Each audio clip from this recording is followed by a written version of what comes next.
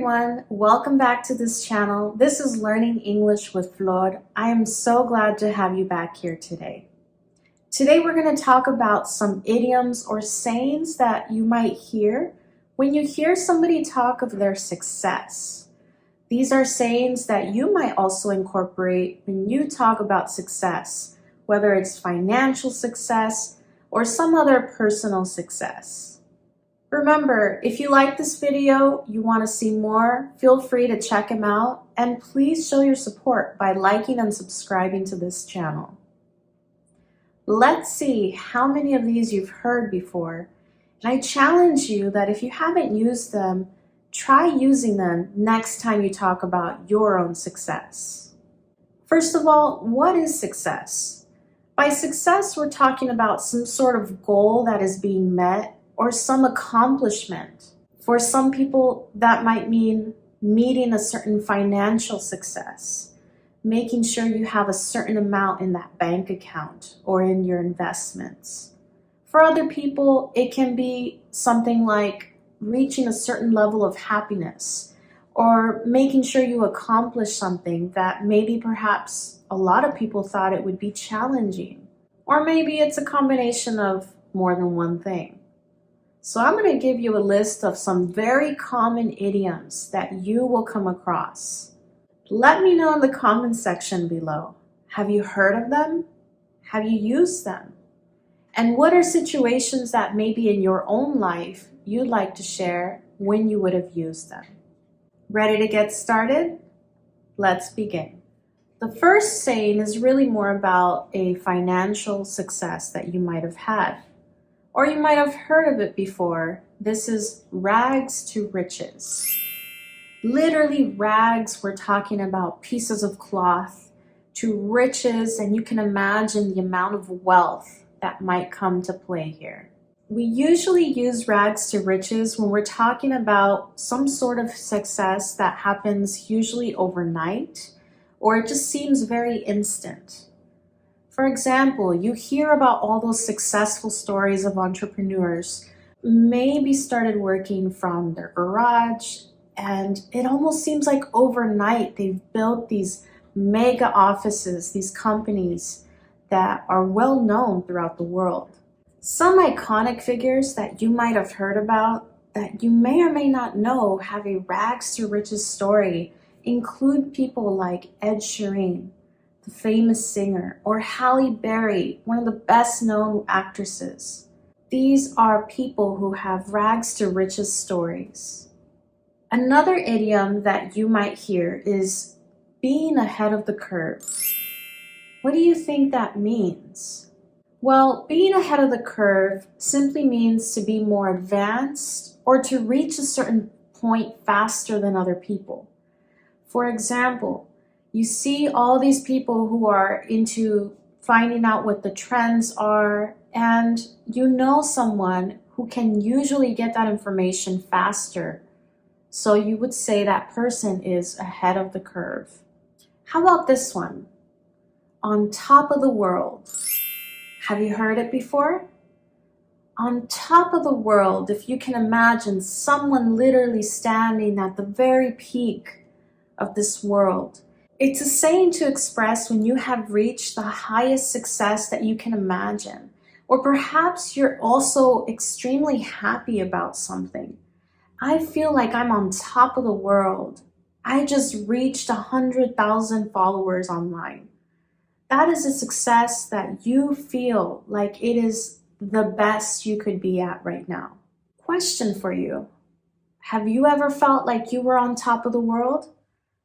Feel free to describe it in the comments section. I want to hear about it. This next one is a phrasal verb. Have you heard of those before? You can check out my video linked below for more, so you can check out more about phrasal verbs in my channel. But this one is to pull off.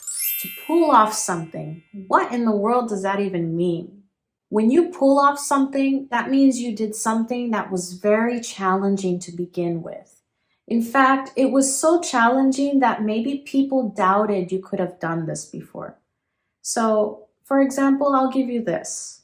Nobody thought I could finish this project by deadline.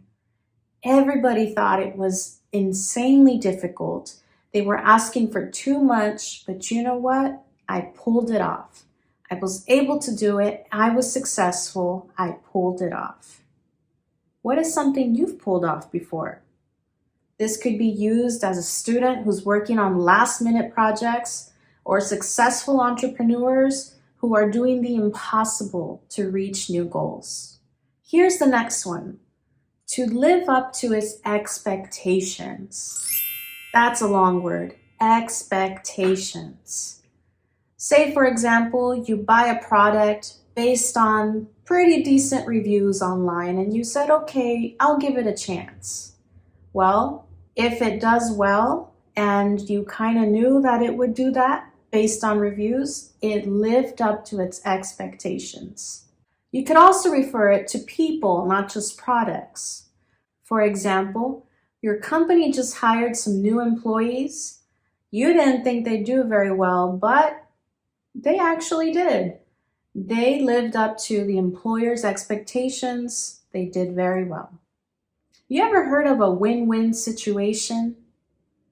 When people are talking about their success, sometimes this comes up, a win-win situation.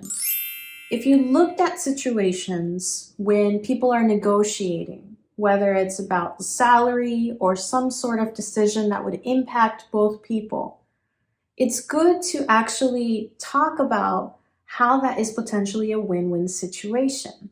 For example, if two companies are discussing about merging and they're discussing about the pros for each side, then they are discussing how it's potentially a win-win situation.